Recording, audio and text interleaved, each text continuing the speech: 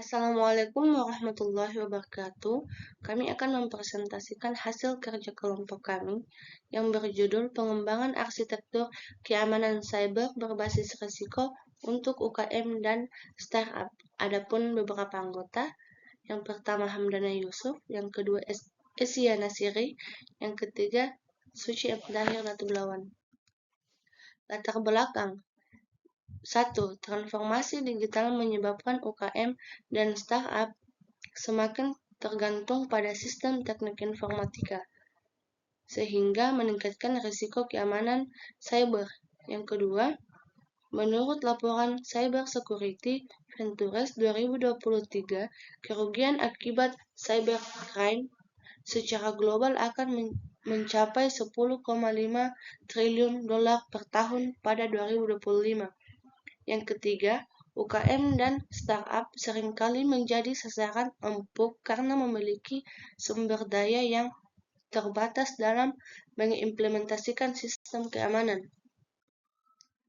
Rumus masalah dan tujuan. Yang pertama, rumus masalah. Bagaimana mengidentifikasi dan menilai risiko keamanan cyber pada UKM dan startup. Bagaimana merancang sistem keamanan yang efektif dan terjangkau. Yang kedua, tujuan proyek ini adalah merancang arsitektur keamanan cyber berbasis risiko yang sesuai kebutuhan dan keterbatasan UKM dan startup. Yang ketiga, dengan studi kasus PT Techstar Indonesia, proyek ini menyusun kebijakan keamanan dan kontrol teknis berbasis ancaman nyata. Profil organisasi. Yang pertama, PT Techstar Indonesia adalah startup teknologi yang berfokus pada pengembangan aplikasi mobile dan web. Yang kedua, memiliki 25 karyawan dan menggunakan kombinasi infrastruktur lokal atau LAN, server fisik, dan cloud atau AWS, Google Cloud. Yang ketiga, teknik informasi. Mereka terdiri dari server, laptop, developer, perangkat mobile untuk testing, dan software pengembangan, serta kolaborasi. Identifikasi masalah. Yang pertama, aset informasi penting. Source kode aplikasi, database, pelanggan, dokumentasi teknis, dan email internal. Yang kedua, aset teknologi. Server produksi, jaringan, workstation, developer, backup, mobile testing device. Yang ketiga, aset manusia. Developer, administrator sistem, dan tim support sebagai bagian dari risiko dan vektor ancaman. Baik, selanjutnya bakalan dilanjutkan sama teman kelompok saya. Baik, di sini saya akan melanjutkan penjelasan dari teman saya, yaitu analisis ancaman. Adapun ancaman sebagai berikut. Yang pertama, ancaman eksternal, yaitu malware, phishing, serangan DDoS, SQL, injection, dan APT. Yang kedua, ancaman internal, yaitu kelalaian karyawan, insider threat, konfigurasi sistem yang lemah. Yang ketiga, ancaman fisik, yaitu pencurian perangkat, bencana alam, akses fisik tidak sah ke server. Adapun contoh analisis risiko, yaitu yang pertama, source code versus malware atau ransomware, risiko 20 atau sangat tinggi. Yang kedua, database pelanggan versus data breach, risiko 15 atau tinggi.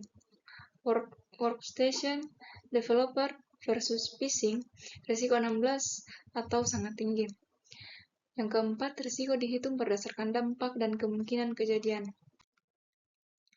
Adapun tabel analisis risiko, skala penilaiannya yaitu yang pertama 1 sangat rendah, yang kedua rendah, yang ketiga sedang, dan yang keempat tinggi. Yang kelima sangat tinggi.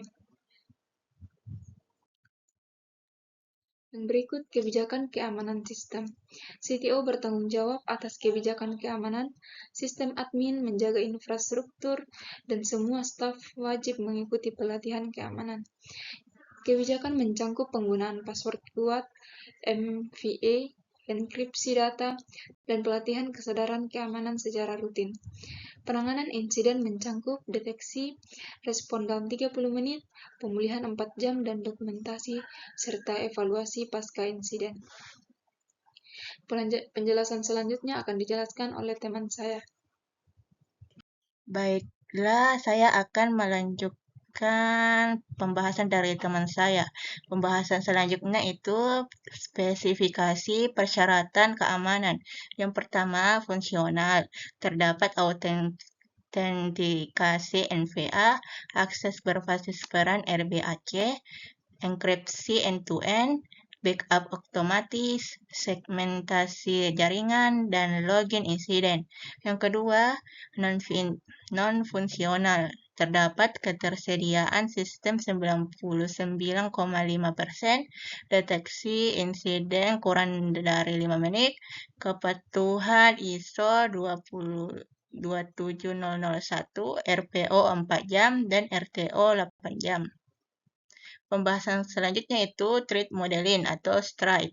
STRIDE terdapat spoofing, tampering, repudiation, information disclosure, denial of service, dan elevation of privilege. Setiap ancaman dimitigasi dengan kontrol keamanan spesifik seperti NVA, enkripsi, RBAC, dan logging secara lengkap. Pembahasan selanjutnya itu rekomendasi dan implementasi. Fase pertama 0-3 bulan. Proteksi endpoint, patch management, firewall, dan pembentukan tim respon insiden. Fase kedua 3-6 bulan. Terdapat CIEM, DLP, pelatihan, dan vulnerability assessment. Fase ketiga 6-12 bulan. Terdapat Zero Trust, SOAR, hunting ancaman, dan persiapan ISO 27001. Pembahasan terakhir yaitu kesimpulan dan saran. Framework keamanan berbasis risiko dapat mengurangi risiko hingga 70-80%. Direkomendasikan prioritas awal pada NVA, endpoint protection, pelatihan, dan kontrol berbasis cloud. Yang terakhir, penting bagi UKM atau startup memiliki roadmap keamanan siber dan berkelanjutan dan adaptif. Sekian dari kelompok saya. Mohon maaf bila ada kesalahan dari kelompok kami. Sekian, terima kasih.